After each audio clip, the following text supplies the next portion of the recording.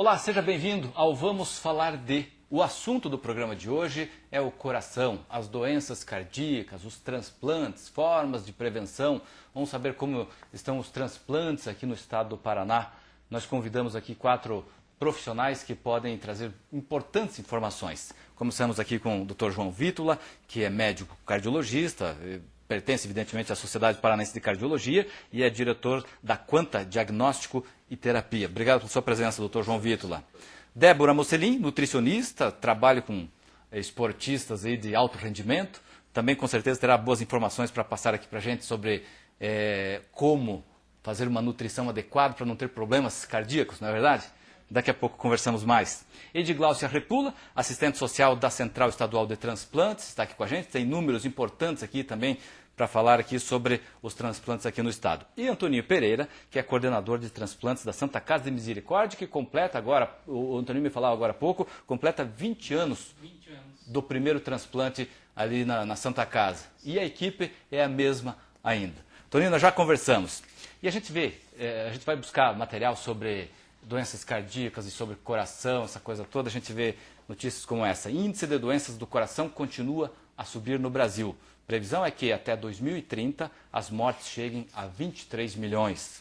Aí, doenças cardiovasculares causam quase 30% das mortes no país. No Brasil, homens são os mais afetados pelas doenças cardiovasculares, como o infarto e os AVCs. O número de transplantes de órgãos no país cresceu 18% nos últimos 3 anos. É notícia boa. Transplantes aumentam no Brasil, também é notícia boa.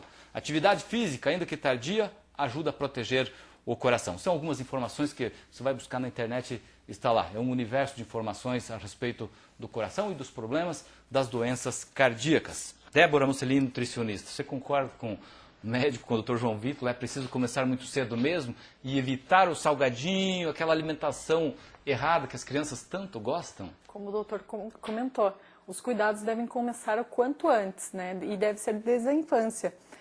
O que acontece hoje em dia é um aumento de crianças com hipercolesterolemia, triglicerídeos, hipertensas, né?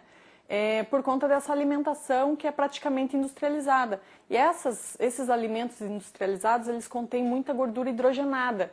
A gordura hidrogenada, por mais que seja de origem vegetal, ela pode aumentar o colesterol e diminuir o colesterol bom, que é o HDL. Então, ela é uma gordura bem ruim para a saúde de todo mundo, né, da população de modo geral. E é altamente consumida. E é altamente consumida, porque os biscoitos recheados têm muita gordura hidrogenada, os sorvetes têm muita gordura hidrogenada, os salgados, até os falsos assados, como folhados, eles têm muita gordura hidrogenada, que é a mesma coisa que margarina, né? E a indústria utiliza muito porque melhora a palatabilidade, ele deixa o alimento, né, não escorre do alimento, pois é uma gordura mais rígida, a temperatura ambiente. Então, as pessoas que querem reduzir o colesterol, muitas vezes acho que só está vinculado com a gordura animal.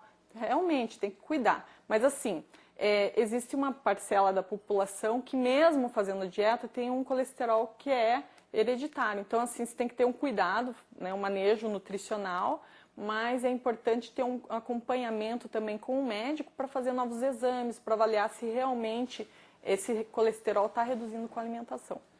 Mas a criança, assim, ela não pode consumir, digamos, uma certa quantia, ou o jovem pensando que ele vai eliminar com a prática de exercícios ou pela força da juventude mesmo, não vai eliminar isso? Vai ficar um resto? Como é? O ideal é adaptar o paladar para não consumir esse tipo de alimento. Porque assim, é o que a gente recomenda, quanto menos doce o paladar, melhor. Né? Então assim, evitar o consumo de açúcar. A gente não precisa adicionar açúcar em tudo. A gente é acostumado com isso porque os adultos vão colocando, né, toda hora um pouquinho na boca das crianças e isso é altamente viciante, né? Por que viciante? Porque você fala para a pessoa, vamos cortar o açúcar, a pessoa já fica desesperada, né? Não consigo. Então a gente fala, vai cortando um pouquinho. E isso acontece também com as gorduras, né? Para você conseguir ter uma alimentação um pouco mais saudável, é importante você ter um manejamento adequado dessa dieta. Então eu não posso...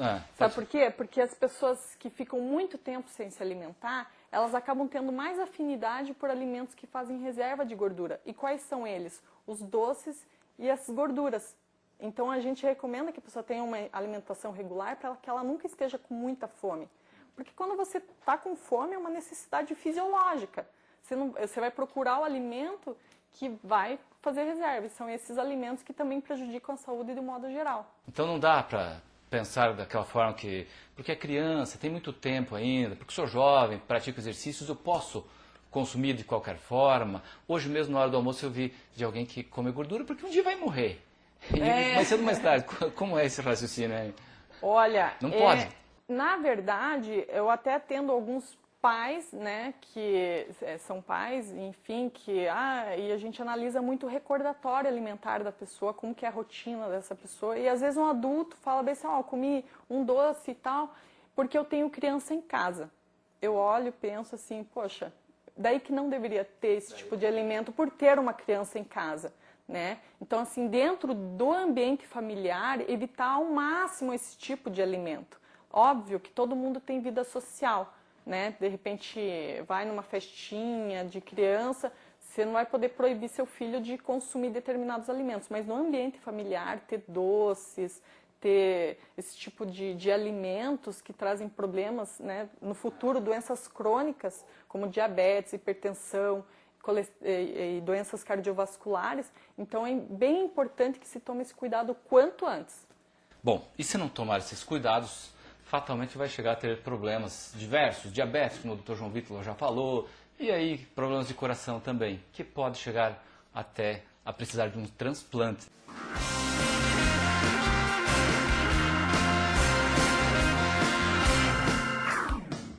Voltamos e hoje estamos falando sobre doenças cardíacas, sobre transplantes, enfim, sobre os problemas do coração. Vamos ouvir mais algumas pessoas nas ruas que falaram sobre problemas de coração, se já tiveram problemas de coração ou não. Vamos lá. Eu tenho um problema cardíaco, tenho fibrilação. Eu já tive 2 infartos. Eu coloquei um stent, botei na válvula. Agora estou perfeitamente. E a pressão meio alta às vezes aí, né? Não bebo, tal, né? Não como demais, né? Tudo, né? Tem que se cuidar, né? Não como demais, ele falou, Débora. Esse é um dos critérios, não comer demais? Ou apenas ter cuidados? Como é isso? Na verdade, é importante consumir alimentos saudáveis, né? Então, existem alguns alimentos, nutrientes e compostos bioativos que ajudam a melhorar essa saúde. Por exemplo, o consumo de aveia. A aveia tem uma fibra solúvel chamada beta-glucana que ajuda a formar um gel no intestino e diminui a absorção de colesterol, né? O alho é um alimento que é rico em alicina, também é um nutriente importante, né? Um composto bem interessante.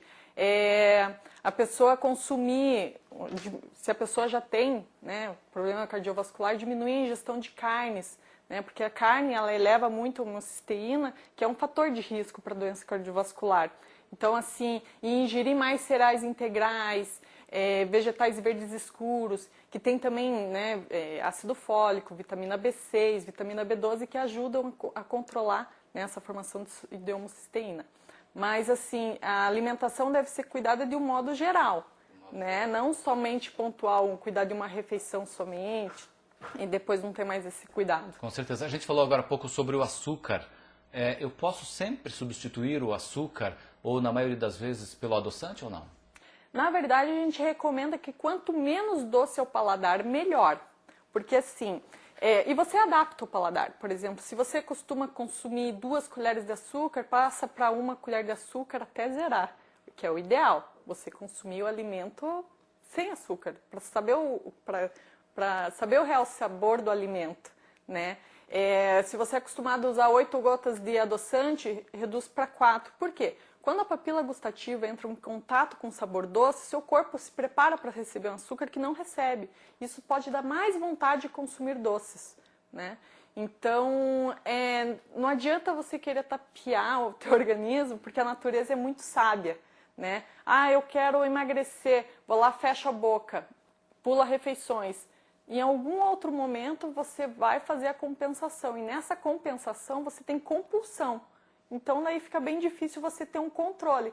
Aí a pessoa fica deprimida porque não consegue seguir dieta, está engordando, está com problemas de saúde já, com os exames já todos alterados. Então tem que procurar uma ajuda profissional, porque ele vai organizar, vai fazer um planejamento, porque comer é um prazer para todo mundo, né? E assim, trazer a nutrição ao seu favor, né? Então, às vezes as pessoas vão no consultório, eu não vou lá para cortar, você não pode comer isso, não pode comer aquilo. Eu falo, você tem que comer isso, aquilo. É tanta opção. Regrado. Isso. É tanta opção que se ela comer tudo que a gente indica, não sobra nem vontade e tempo para comer o que não precisa. Bacana. Você tem paciente cardíaco também que procura tratamento nutricional por problemas cardíacos? Sim, na verdade a gente, como em consultório a gente atende muitas pessoas acima do peso, né? Ela já vem com os exames já alterados, né? Com essa alteração nos exames. Então, assim, a gente já faz a dieta já específica para esse tratamento. Nós temos algumas perguntas aqui, a gente ouviu as pessoas nas ruas e fizeram perguntas, provavelmente o médico cardiologista terá que respondê-las. Vamos à primeira, vamos ver o que eles falam. Que tipo de alimentação teria, se isso influencia para não ter angina?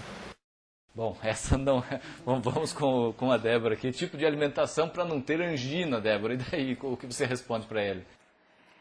Você já respondeu, na verdade, uma alimentação regrada, correto? Além de ter um acompanhamento médico, né, regular, é importante consumir alimentos que trazem algum benefício nesse sentido. Por exemplo, alimentos que eu não comentei anteriormente, mas que também são interessantes. O suco de uva, né? Ou mesmo... Natural. Tem que ser aquele de garrafa, sem conservante, sem adição de açúcar, o puro mesmo, né? Que tem flavonoides, polifenóis, que auxiliam, né? Isso tem no vinho também, não tem? Isso tem no vinho também. A gente só não encoraja as pessoas a consumir vinho, porque algumas pessoas podem ter uma predisposição ao alcoolismo. Mas consumir o vinho é excelente para muita gente. Ajuda, né? então, para evitar a angina. Ajuda. Né? O que mais? Na verdade, não a angina, né? Porque daí a angina já é uma questão mais clínica, médica, já tem que, não é para prevenir, né?